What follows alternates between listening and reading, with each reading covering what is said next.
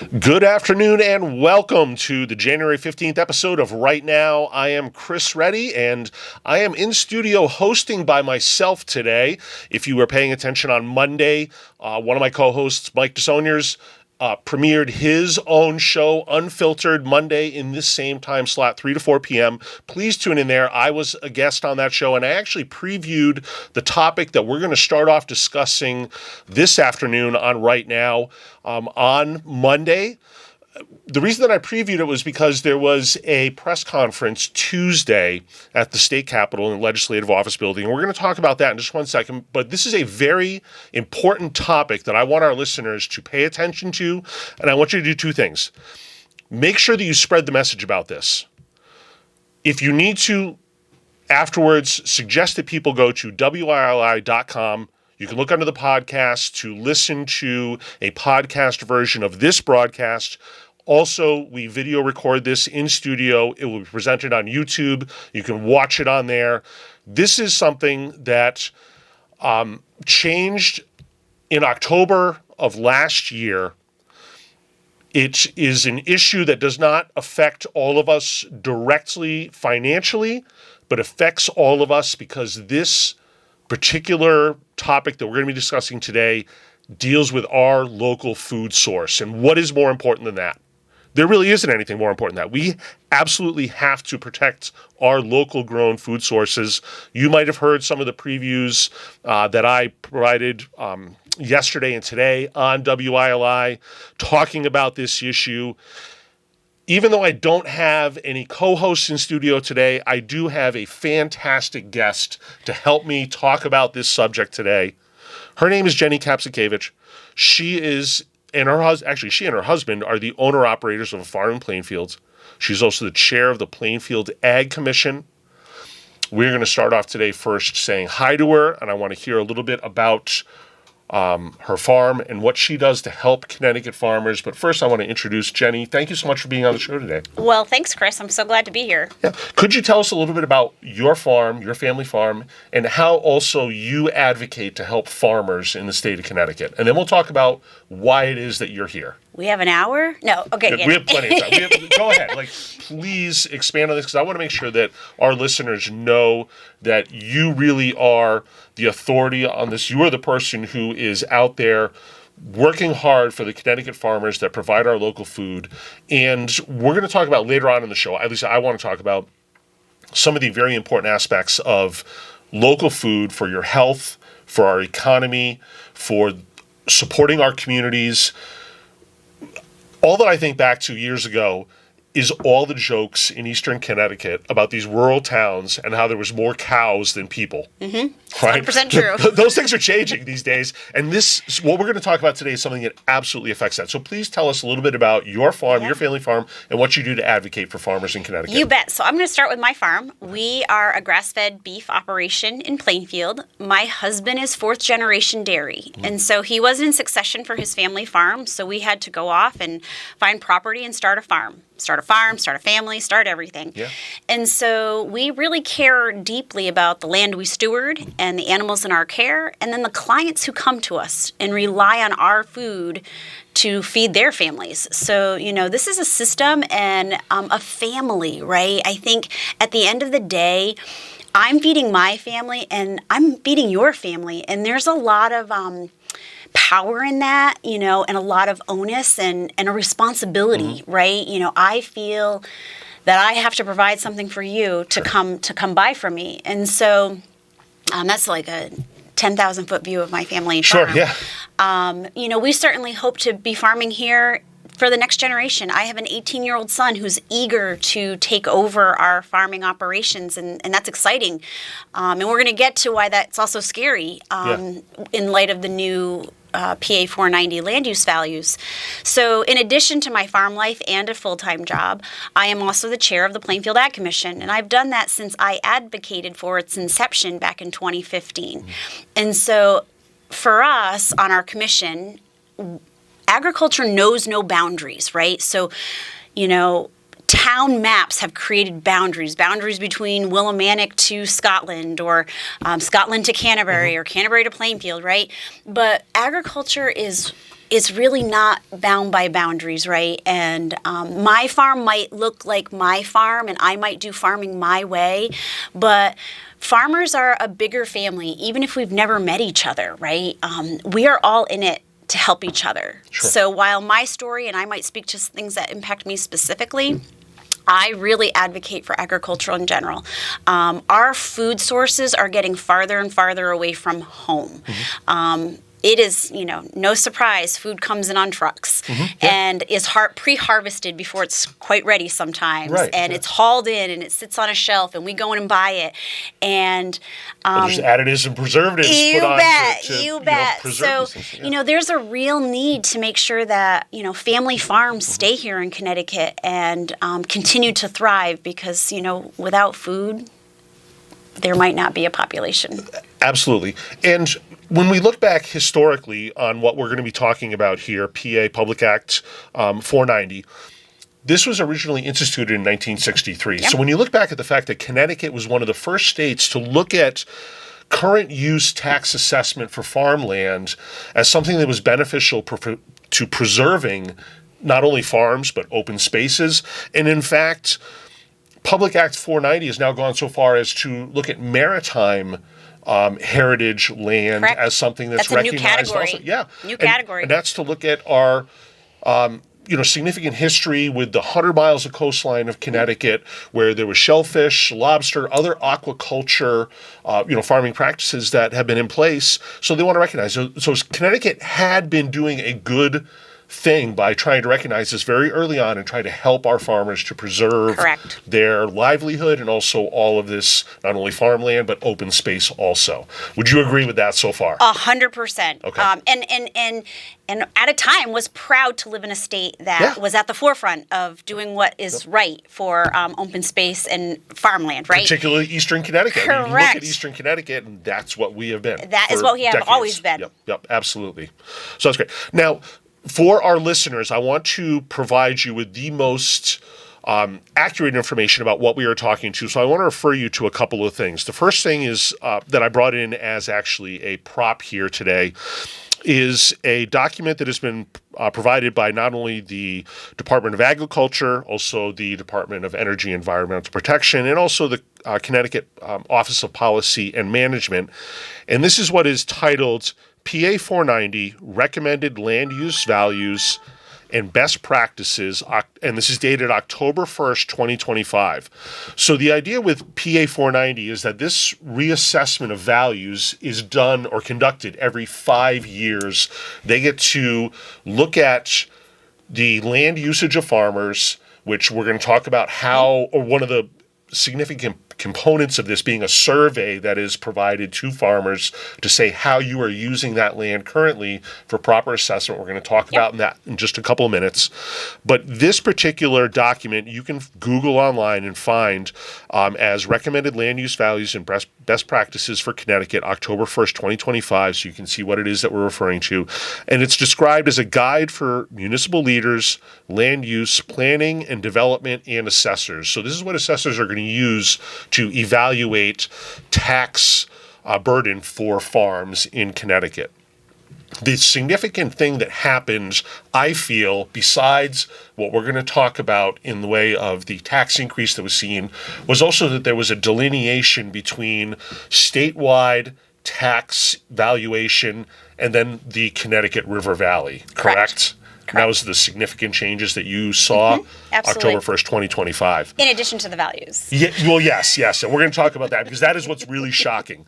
But the other thing that I want to refer people to so that you can get the definitive information on the legal statutes that encompass Public Act 490.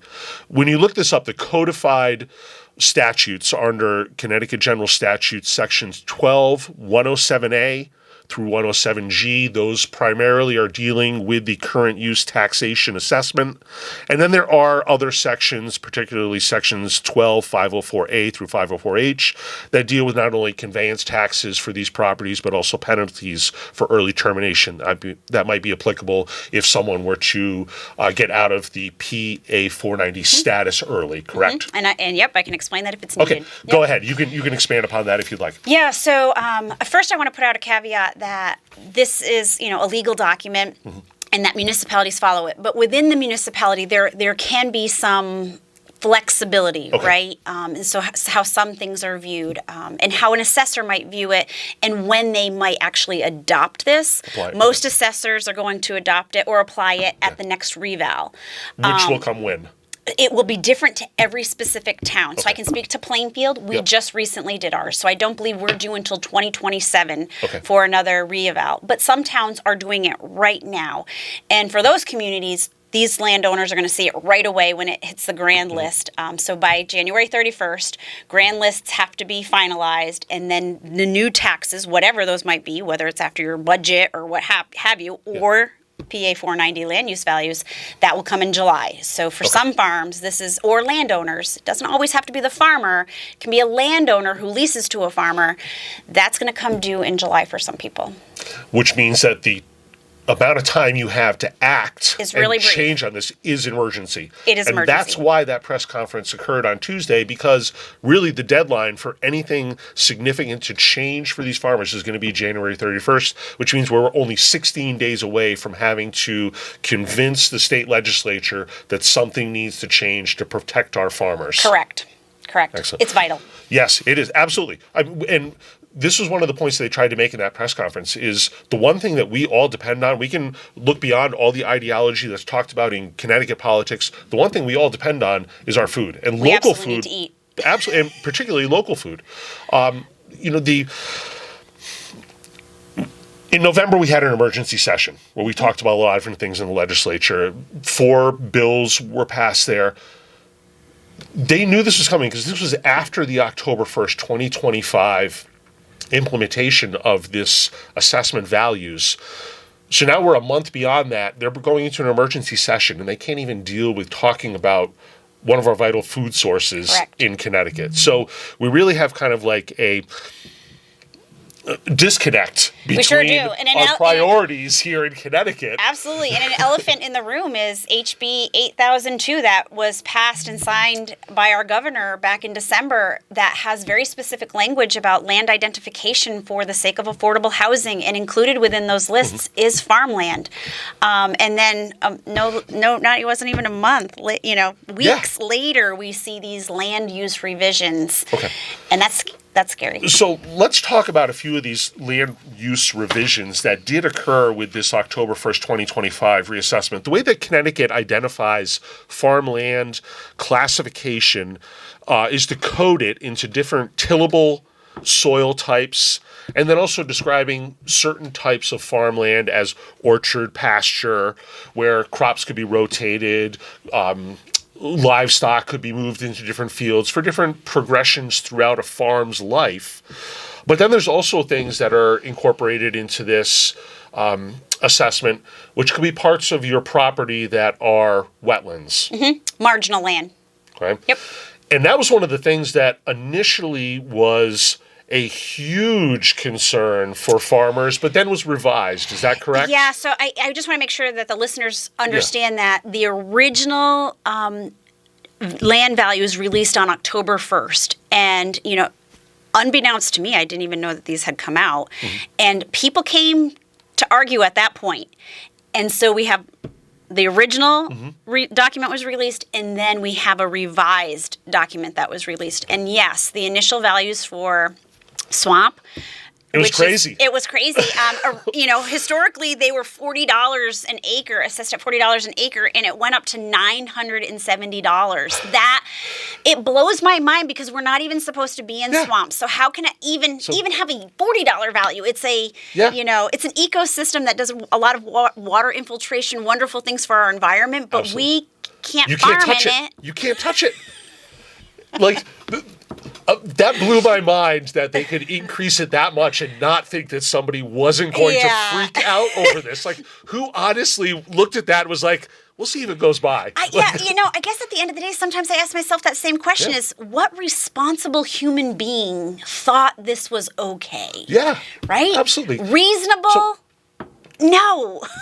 And to be honest, like, what percentages are farmers across Connecticut saying that they are seeing as the average increase in their tax their tax assessed value because of these changes? What are some of the increases that you're hearing from these farmers? Yeah, so, this is a great topic because every farm is different. Right. And depending on how your farm is classified in those categories you were mentioning, tillable A, tillable B, C, and D, those values didn't change so much. So it's not going to be as hard hit for those farms.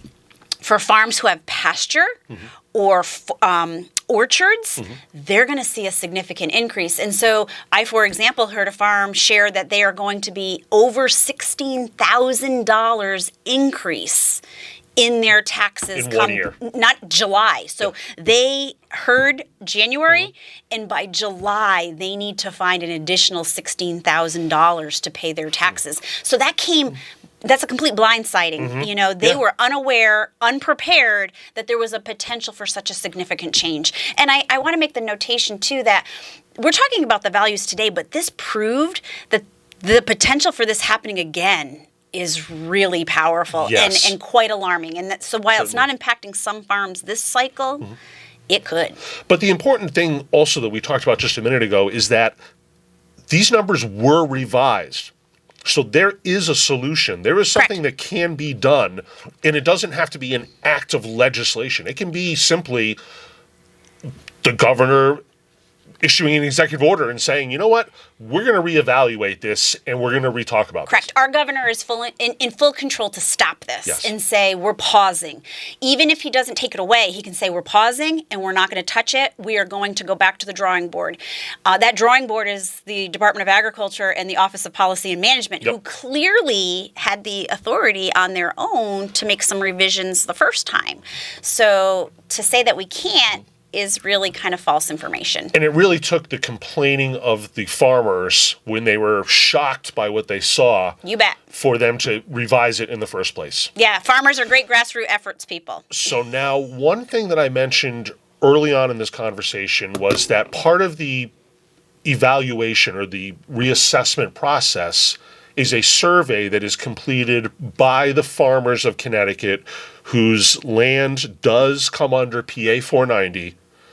And based on that survey, or those surveys that they send out and then receive back, that is a lot of the basis of the equation that they use to value the taxes on there. So can you tell us what happened this year with those surveys? I think it's important to note what happened previously. Okay, go ahead. Previously, farmers would have received a mailing, a direct envelope in the mail, and inside that envelope would have been a survey, a paper survey, with usually a returned postage paid envelope.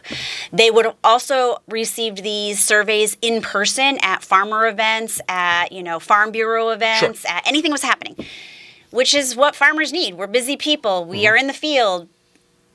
Something in my hand is very tangible and I can get it done and out the door.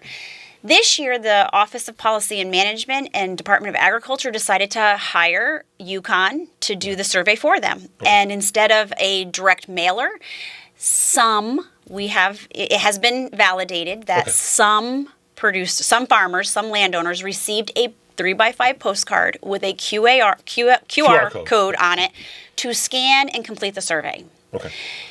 I didn't receive one. Okay. The farmers in my community who I know didn't receive one.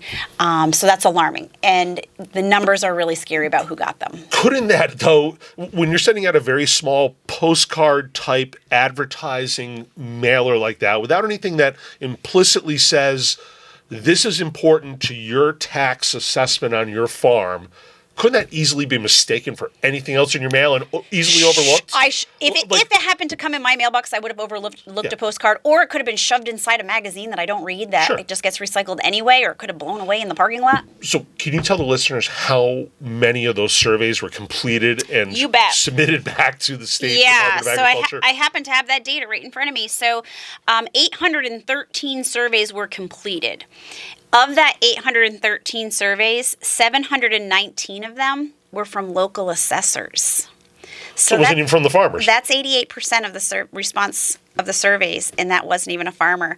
And I think, we also need to make a very important notation that they're specifically looking for lease values. So Okay. They want to know if a farmer is leasing land, because that's how they're going to base the potential use value, Sure. is what I have to pay a landowner to use their land. So I'm not quite sure how a town assessor, and I'm not saying that they didn't complete the surveys to the best of their knowledge, I don't know how a town assessor knows what I am personally paying. And I do lease acres, so I don't know how they know what my lease arrangement is. And what you're bringing up actually even has a further implication. It's something that I heard the other day in this press conference, is when you barter for that land. Can you talk to that topic just a little bit? I can, because we are in a barter lease arrangement. So it is important for the landowners who were former farmers that their land continue on in agricultural production. Yeah. They know that, they recognize that we can't afford to transact a dollar amount. We're farming on tight margins as it is.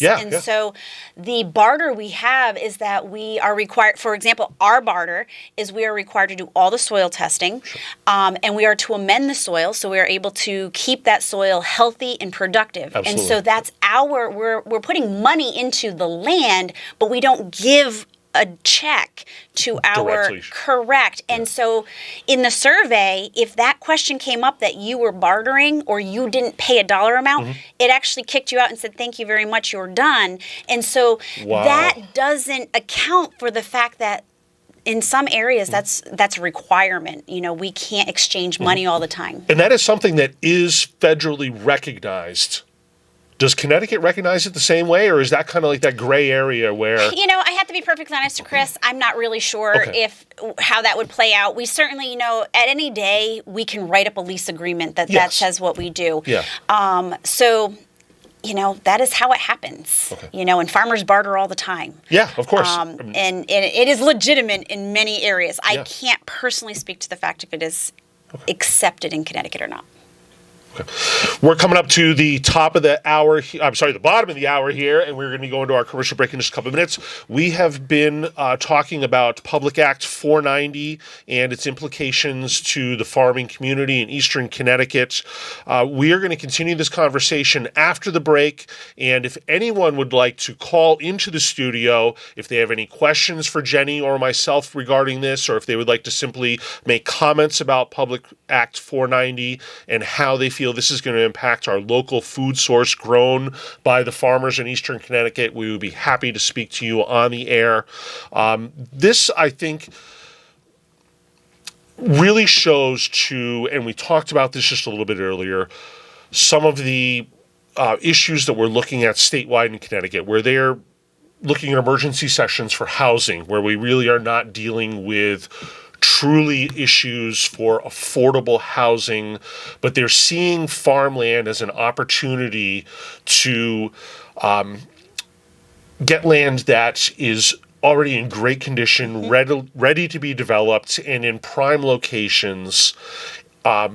This really kind of shows some of the disconnect that you see between Hartford and some of these rural communities that really have their history in farming. And if you are listening to this show today and this is something that's concerning to you, that the way that we grew up and our families have been in Eastern Connecticut, seeing the farms and the farm stands all in our communities, and how this is going to change dramatically because of what is happening.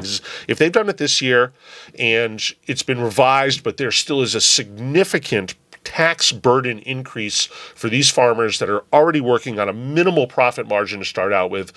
Many farmers that either are just starting out or are struggling to survive. This is going to be the end of generations it will be of what has been work to develop farming in Eastern Connecticut. So it really is something that we need to focus on. We need to recognize that this is something that is an emergency that has to be dealt with within the next 2 weeks, because as Jennie and I talked about, January 31st really is the deadline to make something happen that is going to help our farmers be able to survive for the next 5 years, because this reassessment is going to absolutely come as an unexpected surprise that is going to hurt the way that they are able to function as a business for the next, half a decade. Like this is going to be very much a chokehold on farmers in Eastern Connecticut. correct. Okay. We're at our break right now. We will talk to you after the commercials right here on Right Now on WILI 95.3 FM Willimantic. Welcome back to Right Now on WILI 1400 AM 95.3 FM in Willimantic. I'm Chris Reddy. I am hosting the show by myself today, but I have a fantastic guest in studio with me. We've been talking about Public Act 490 regarding the current land use assessment and valuation for taxation purposes for farms, and a significant change that took place with the 5-year reassessment that was dated October 1st of 2025. This really is something that, as we discussed in the first segment, can be detrimental to our local food source. And one thing that I talked about during our commercial break here with our guest was that this does not affect every small farm in Connecticut. These are specific farms that fall under Public Act 490 designation that provides current land use assessment for larger farms generally. And many of these PA 490 farms in Connecticut are ones that have survived generational changes, or they have transferred from one farmer to another. These are not simply farms that have applied for a designation recently and the state is trying to adjust for this. These are the farms that have provided food for Connecticut for decades or longer. In order to qualify for PA 490 designation, in many cases, whether this is a maritime heritage land designation, whether this is a orchard, whether this is a farm that does tillable soil vegetables, whether this is someone who does cattle or other livestock, certain criteria have to be met. Even with the open forest designation, there is a minimum acreage that has to be met. So this is not something that applies as like a blanket legislation across the state, and anybody could just be like, hey, for instance, I'll tell you myself, okay? In Scotland, I'm a master gardener. My specialty, I prefer vegetable gardening, small fruit trees, blueberry bushes, raspberry, blackberry bushes. I have an orchard with, apple and peach trees. There's no way that I can qualify for designation as PA 490, but I would consider myself a hobby farm. I do it for myself. I do it for my friends. I do it for my family. I share the produce that we produce on the property. This is not something where I could qualify for it. That's Your correct. neighbor down the road who has a garden, cannot some qualify. plants. These are the people who are the ones who work the farmers markets, produce the food. These are the ones who you hear about, the people that are selling a quarter of a cow or a half a pig or whatever. These are the people that produce income from their property, and that's why they're looking for this type of a tax abatement or a tax assessment value that is lower based on the fact that they are a commercial working farm. That was a really great description, Chris, and I think it's an important one to make because this is not about, the backyard gardener. We want backyard gardeners, right? Absolutely. As the chair of the Ag Commission, I want to see everybody growing their own food. Yeah. But when we talk about PA 490, it is very specific to a larger acreage. They have to be income producing farms. They have to furnish their income tax returns to prove their eligibility. And to your point about, the land is usually generally distinguished as Public Act 490, but it might transfer between owners. So when I purchased my farm, it was previously in 490 by the former farmer, and when I bought it, I had to complete new paperwork, show my proof of income producing farm in order to have Public Act 490 applied to me as the new owner. So it's very specialized. Yes, and as I described earlier, there are also penalties if you withdraw from this program. I can explain that if you'd like. Go like. ahead, yes, please. So when I purchased my farm, it had been in PA 490 for 50 years. But when I bought it, the clock starts over. When I fill out my paperwork for PA 490, the clock starts over and I have 10 years. So if I decide to sell my farm or transfer it, even to my husband, that starts the clock again. And if I sell within 10 years, I have to pay all the back taxes that I was saving in that period because of the program. So this isn't something that you just, do on a whim. When you sign up for this, you need to make sure that you are committed to agriculture, and everybody who is doing that, right? Clearly. But you have to have that, exception for, if a life circumstance happens and you sell the farm, you are on the line for the taxes that the towns could have generated if it was being assessed at a market development value. Right, exactly. So we talked about the fact that this is something that is very important because there's a deadline of January 31st. What can listeners and people who are concerned about the future of farming in Eastern Connecticut do to help ensure that this does not happen and this is not detrimental to the farmers of Connecticut? Yeah, I have a couple things. So first and foremost, let your farmer know you care about them, right? So if you are buying local, just say you're in their camp and you are trying to help them.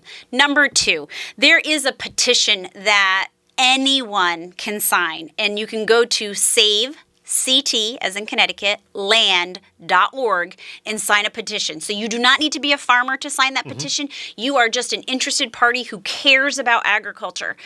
The third thing that I suggest you do is call your representatives, call your senator. You need to make sure that they are hearing from you, the person who's buying our products, that you care so deeply about how we're being impacted, that you let them know, hey, you're in Hartford. Help make this stop. Make it better. We can do better for Connecticut farmers. And on Tuesday, we did have a good group of both senators and state representatives who were supporting Connecticut farmers that were there for the press conference. They contributed their input. They listened to the things that you and several other farmers that were present at the press conference had to say. Do you feel that you are getting enough support from the Connecticut legislature regarding this so far? Yeah, so I feel that they are on top of it. The reason why I want you to call them and encourage them, not everybody has, come forward that they are willing to help. And remember, they're shifting gears for this. This was not on their radar of potential work that they needed to consider this year. So they are adding something to their plate that they feel is valuable and vital to our success in Connecticut farming. Exactly. And we do have a short legislative session that will be starting next month. So really, there's no excuse for them not to address this issue. This is something that I feel, and I'm sure you do too, and many people that are listening feel this is so vitally important because you go to farmers markets and you don't appreciate everything that goes into that food being available and being local. You have fresh food. You have nutrient-rich food that has not traveled on trucks for a week plus to get to you. In-season food, right? Yeah, exactly. And my background as a paramedic and being in the medical fields, having environmental allergies, seeing what I feel is the uptick in really medical problems that can be really related to environmental exposures. Why are we not encouraging more people to eat locally, source their food locally? Correct. Because it's things that have been exposed to the toxins that are in your environment around you that you're exposed to all the time.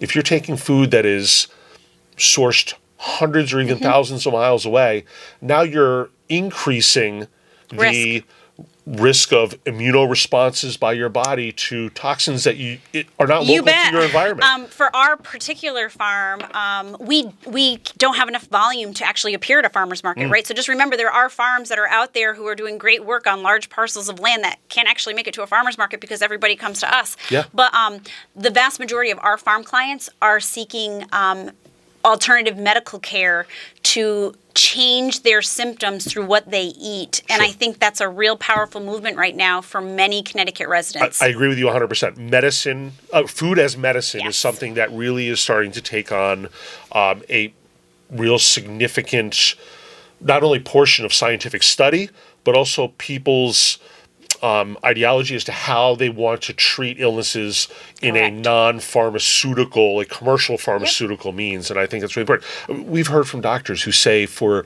a long time now, if you have allergies, local honey. Yep. Because that's the stuff you're being exposed to. And the closer to your home, the better. Yep. Yep. So I love to read. A book that I read a long time ago, something that was called Native Nutrition, and it talked about primitive nutrition and how really our bodies are designed evolutionary to, from an evolutionary standpoint, to be exposed to local toxins and to develop immunoresponses that are suppressed because we have small incremental doses we're exposed to in our environment, and we can combat that in our body. But now you have stuff that is packaged and sourced and preserved and lab grown and GMO, modified, and shipped from another country, or or we force foods to grow in the wrong seasons, right? So don't get me wrong, I love my strawberries, but we really in Connecticut only have a strawberry season for 2.5, 3 weeks in June, right? Yeah, very short period. Yep. That's about it. And that should say, we're forcing it to grow somewhere else so that we can enjoy strawberries. So their nutritional value is just simply not the same as what you can get from the soil grown locally in season with the time it's supposed to grow. Yeah.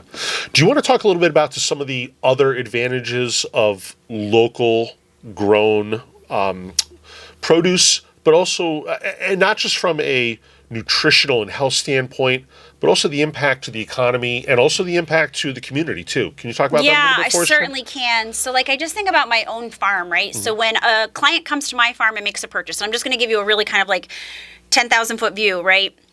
They come to my farm and they invest in me. Well, I can't farm without investing in someone else in my community, right? So I think about when you invest local, you may pay a little bit more, but you are getting some really hands-on, attentive farmers who are growing their whatever they're growing, vegetables, animal proteins, you name it, or fibers, right? We can't forget that fiber, so your wools or in forest products, people care about that. And so I then have to go out to the local lumber yard or to the local equipment dealer and buy a part, right? So we're keeping things local, right? So I support local businesses because a person comes onto my farm and encourages me to do more, do better, grow more animals, or do something. And so therefore we're all contributing to the local economy, right? They may think they're just buying beef from my farm and having a great dinner or a burger or a steak on the 4th of July.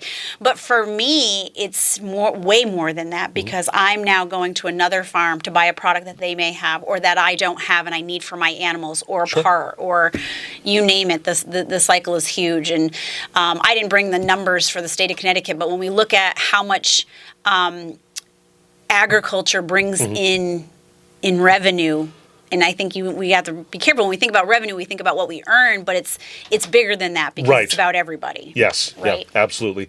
And I also like to even look at it at a bigger perspective. Even on that is, as soon as you bring into transportation of goods, you're now increasing the carbon footprint.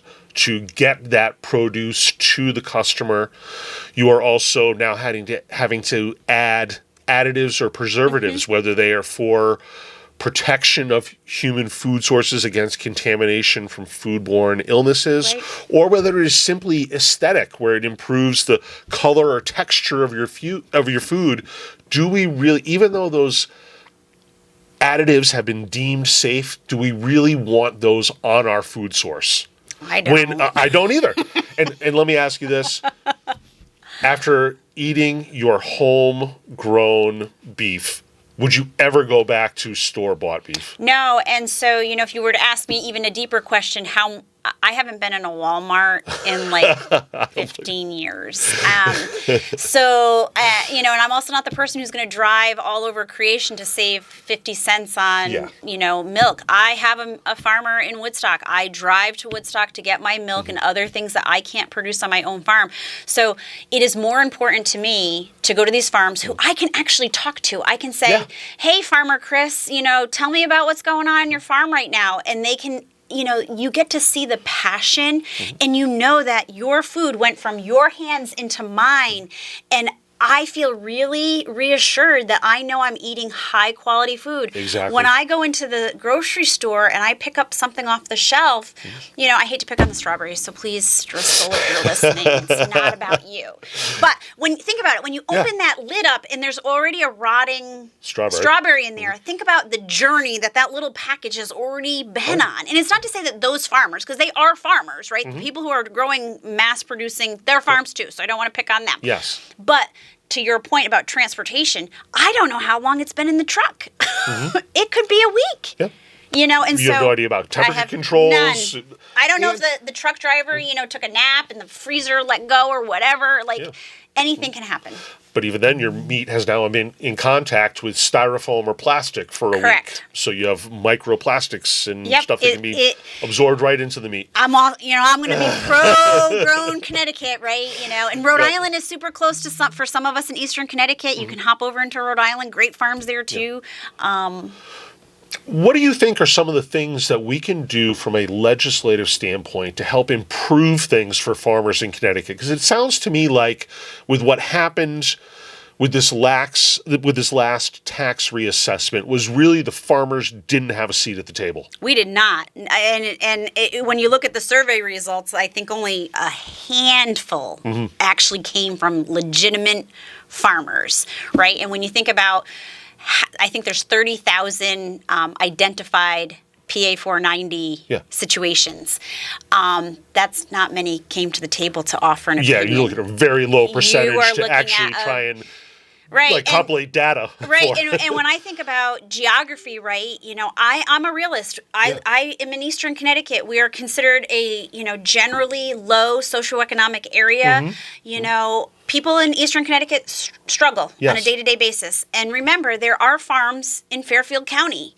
And, they have a very different social demographic than we do. And so what if those were the farms that were participating in the study who don't really care what they pay for a lease on agricultural land because, their pockets might be a little deeper than mine. Like I shared in the beginning, my husband and I both work full-time jobs and full-time farm. That's the reality for many Connecticut farmers these days.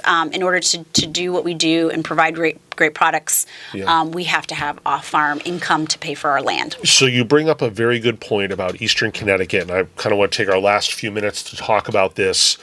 You and I discussed during the break a little bit about how the state has tried to help lower income families that are on food assistance programs, whether it be some sort of EBT benefit, SNAP benefit, WIC, any of these. And the idea that, as I understood it from the state of Connecticut, when I believe it was 2023 that this was first instituted, where they were allowing EBT participating families or WIC SNAP participating families to use benefits at farmers markets.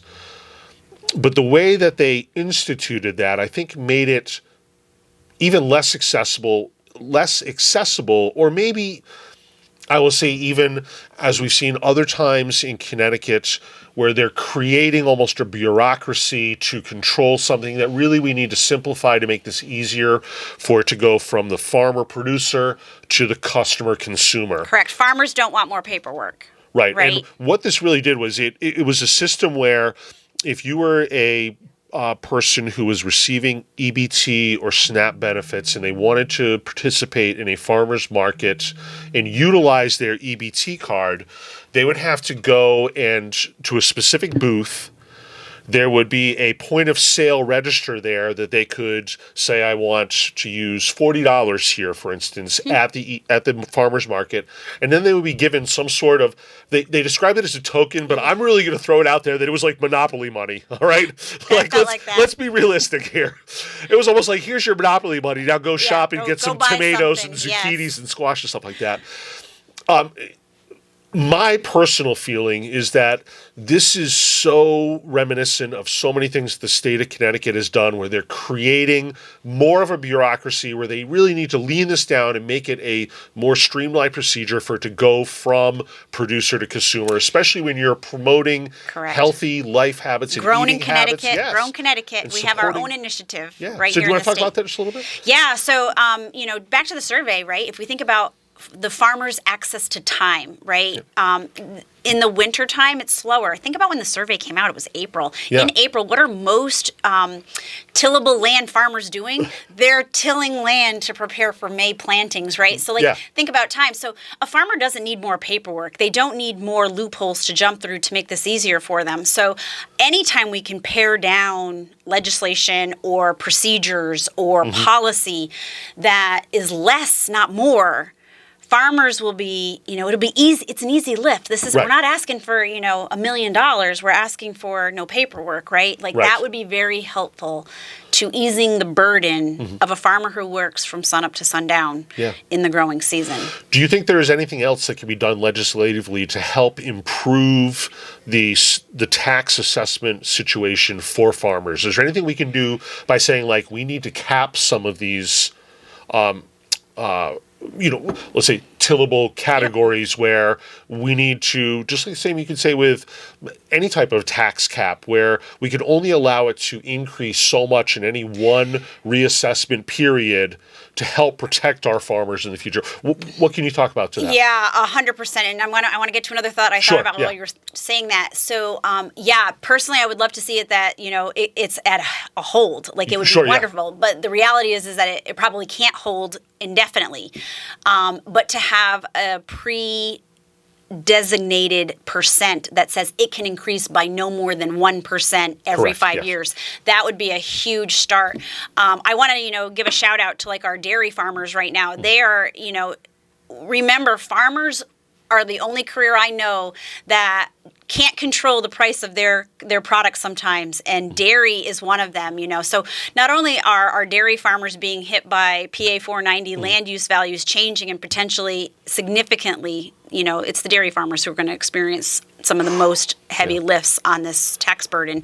They are also experiencing news of historic lows on milk prices, right? So they still have to get up every morning and milk that dairy cow. That dairy cow, you can't, I'm not getting enough money today, so I'm just going to stop milking her. You can't do that, right? So those dairy farmers are showing up no matter what the price of their milk is, day in and day out. So I think we have to remember that there are aspects of agriculture that are really impacted by some of these financial shifts. And every single person who is listening right now can understand that, because we all have grown up on mountain dairy out of Stansfields. You bet. This is something people really need to awaken to and understand how vital this really is for the future of farming and local foods to all of Connecticut, but particularly for us where we're talking is Eastern Connecticut here. You bet. And I just want to say something about farmers in general. They're real modest people. They're not going to sit there and complain that they're in a hardship, right? I think that, we should remember that as consumers. So I do buy from other farms, and I know these people personally, and they might give me a little hint that things are tough. And when that farmer's giving me a hint that things are tough, right? They're not going to sit there and complain to their consumers. So just remember that these farmers are modest. They're going to be quiet about their burdens and their financial hardships. So they might not necessarily come blatantly out and complain that this is impacting them. So it's our job to really bring it to the forefront. Have you started to hear anything about farmers being approached by developers? Oh, yes. Yep. That is happening in real time here in Connecticut, where farmers are being approached by developers to acquire their land, and they're not being disclosed what their land is going to be for, but one can assume, they're not farmers coming and having a conversation about buying their land. Do you think there is any correlation to the most recent tax changes and the fact that they are seeing farms that are going to be struggling in the immediate future? It's really hard to turn my eye to that. Yes. I feel the same way. I really want to say it's not true, but the writing is on the wall, and this feels very clear. Yeah, it feels like the vultures are circling. And that's sad, because no developer coming into Connecticut is going to support their local community like a farmer is. Bottom line, farmers are the best stewards of their land. Correct. They care about it. This is their livelihood. They have the most passionate attachment to their farms. Correct. And we are losing something vital when those farmers are gone. And to circle back to Eastern Connecticut, people move into Eastern Connecticut to live near my farm. They want that open space feeling. They want to see rolling pastures or animals out on the field or whatever it might be. They want that portion. We are the last Green Valley. Let's be real, Absolutely. right? Yeah. When you hear that, farmers are being approached by, potential buyers for development, that makes me feel like our situation, our quiet, our dark skies at night may be drastically changing soon. Yeah. Well, thank you so much for spending the past hour with us, with the listeners, and providing all this information. I'm really glad that we had the opportunity to do this because this is so important. It is so time sensitive, and it really comes on the heels of what is starting to gain momentum because we really need to make sure that this messaging gets out there. Please, anybody that's listening, if you, can contact your state representative, contact your state senator to let them know this is something that you want addressed within the next few weeks before this next session, because we really only have until January 31st. You can go to savectland.org. That is going to be the petition that you can sign. You do not have to be someone who is part of PA 490 designation for your farmland. This is for anybody to sign and simply say, we do not accept what is happening to our local farms. Absolutely. Jenny, thank you so much for being on the show me. today. This has been the Thursday, January 15th episode of Right Now with Chris Reddy. Please be sure that if you have anyone who is interested in what we talked about today, this episode is available online at WILI.com. Go to podcasts. Right Now is all the way down at the list of the podcasts on WILI.com. You can also see a video recording of the show on YouTube. I will be here next Thursday from 3 to 4 p.m. Also, please tune in on Monday to Mike DeSaunier's new show, Unfiltered, from 3 to 4 p.m. We will continue talking about issues next Thursday to deal with Connecticut legislature and issues that are affecting affordability in Connecticut. Thank you, and I will talk to you in a week.